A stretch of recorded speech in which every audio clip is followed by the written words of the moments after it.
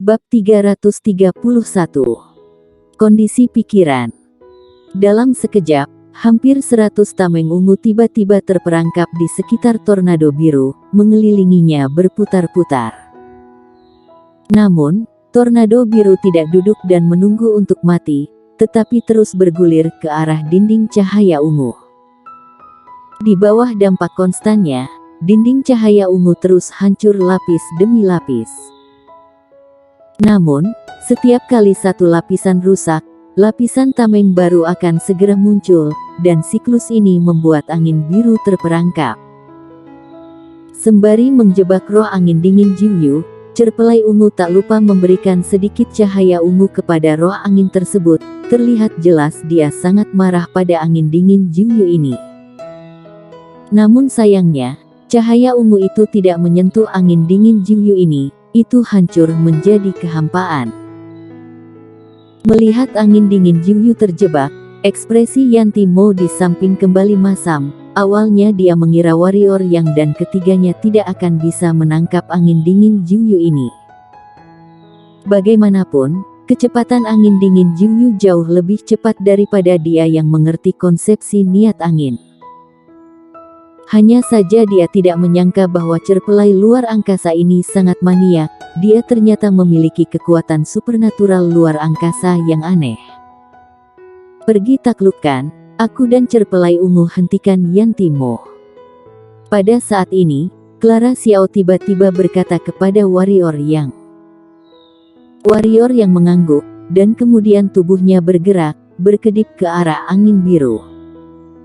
Melihat warrior yang bergegas menuju angin dingin Jiwyu, ekspresi Yanti Mo berubah. Tepat saat dia akan menyerang, cahaya ungu dan cahaya dingin muncul di depannya seketika. Warrior yang datang ke depan dinding cahaya, melihat tornado biru yang menabrak 4 lapisan dinding cahaya dengan panik, dan ekspresinya sangat serius. Ini adalah makhluk spiritual surga dan bumi. Memikirkan adegan penaklukan api hantu sebelumnya, warrior yang mau tidak mau bergidik. Perasaan hidup yang tidak sebaik mati itu benar-benar menakutkan, dan itu masih dengan bantuan Pak Tuamu. Sekarang, bisakah dia menaklukkan benda spiritual surga dan bumi ini dengan kekuatan sendiri? Warrior yang sedikit bingung dan ragu-ragu. Sementara warrior yang ragu-ragu, dinding ringan yang menjebak angin dingin Jiwyu menjadi semakin tipis di bawah dampak keras angin dingin Jiwyu. Apalagi saat ini, angin dingin Jiwyu sepertinya juga marah. Kecepatan perputaran angin menjadi lebih dari 10 kali lebih cepat daripada saat pertama kali. Di bawah putarannya, meskipun ruangnya tidak rusak, ada sedikit distorsi. Diam, sangat sunyi. Memandang angin dingin Jiwyu, warrior yang merasa semua suara di sekitarnya telah berhenti. Ya, dia tidak bisa mendengar suara Clara Xiao melawan Yanti Mo di kejauhan. Pada saat ini, dia hanya bisa mendengar detak jantungnya sendiri. Sebelum menangkap angin dingin Jiwyu ini, dia memiliki kepercayaan diri yang tak terbatas.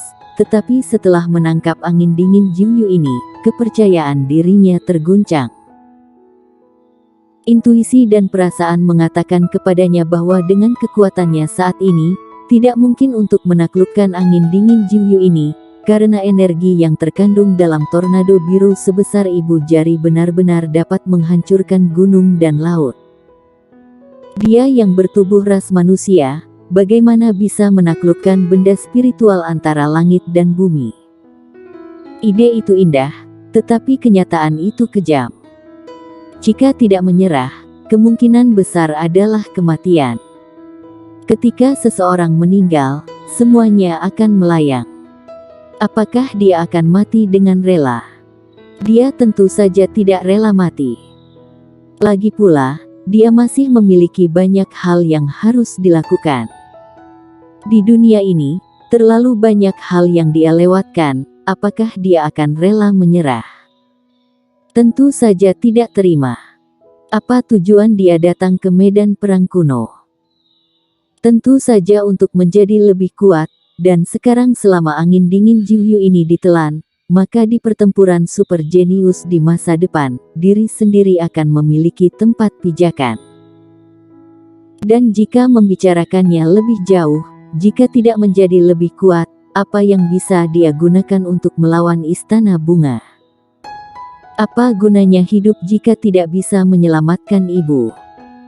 Dengan kata lain, jika dia tidak menjadi kuat, warrior yang amat saja sudah mati.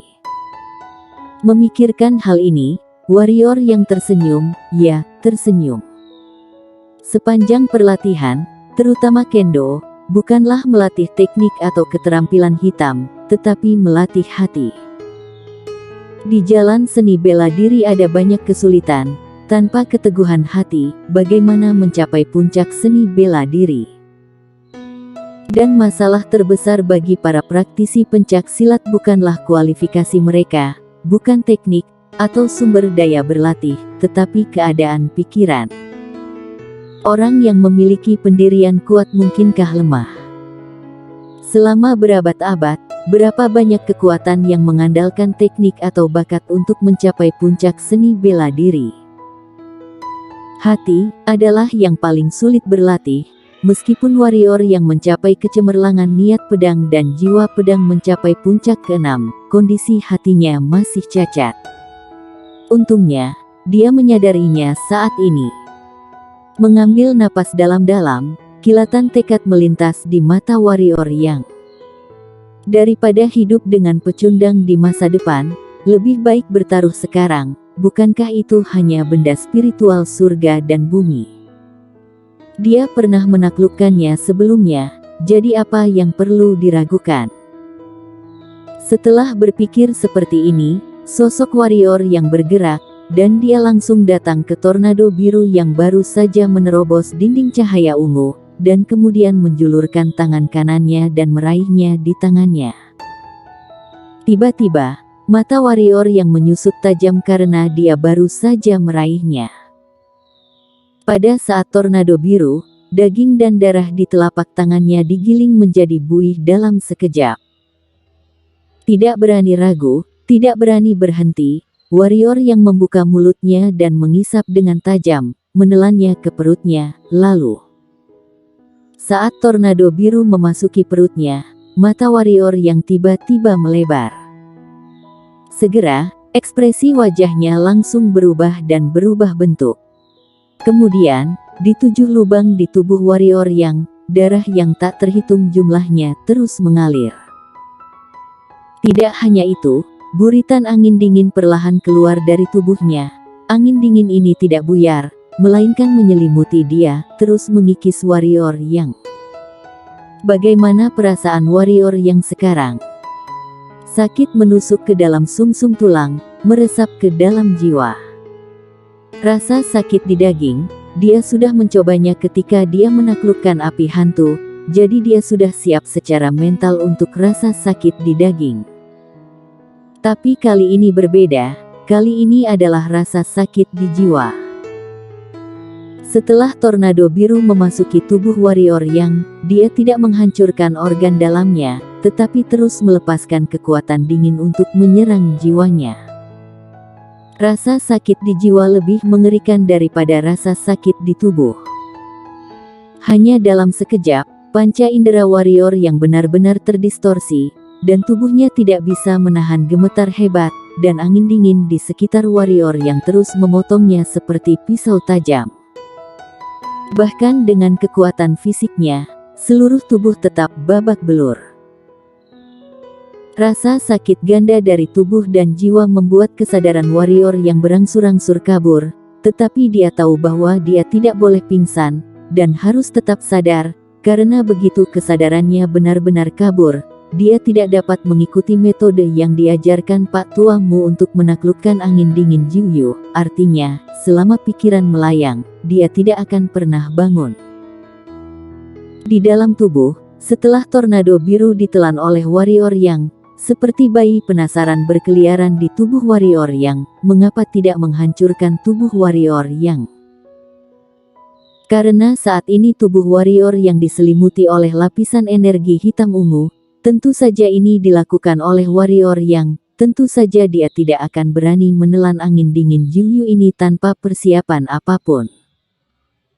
Meridian di tubuhnya sudah cukup kuat, dan ditambah dengan perlindungan energi hitam ungu ini, menurutnya, ini seharusnya mampu menahan angin dingin Jiuyu ini sejenak. Tentu saja, jika tornado biru ini menghancurkan organnya, energi hitam ungu ini pasti tidak akan bisa menghentikannya untuk waktu yang lama.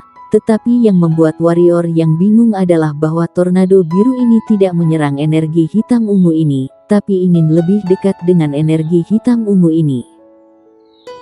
Ya, tornado biru cukup lucu di tubuhnya saat ini, karena sepertinya menyukai energi hitam ungu, perlahan mendekat, tetapi seperti takut akan sesuatu. Ketika akan menyentuhnya, dia dengan cepat mundur. Tetapi tampaknya sangat enggan, dan kemudian terus mendekat, tetapi kapanpun dia ingin menyentuh energi hitam ungu, dia dengan cepat mundur, dan seterusnya. Adapun mengapa warrior yang begitu kesakitan? Itu karena angin dingin Jiuyu tanpa sadar melepaskan angin sedingin es. Mungkin angin dingin Jiuyu tidak tahu, bahwa tindakannya yang tidak disengaja akan mengembalikan jiwa warrior yang ke surga. Mengapa warrior yangnya berani menelan Jiuyu angin dingin ini? Tentu saja mengandalkan pusaran pusat energi.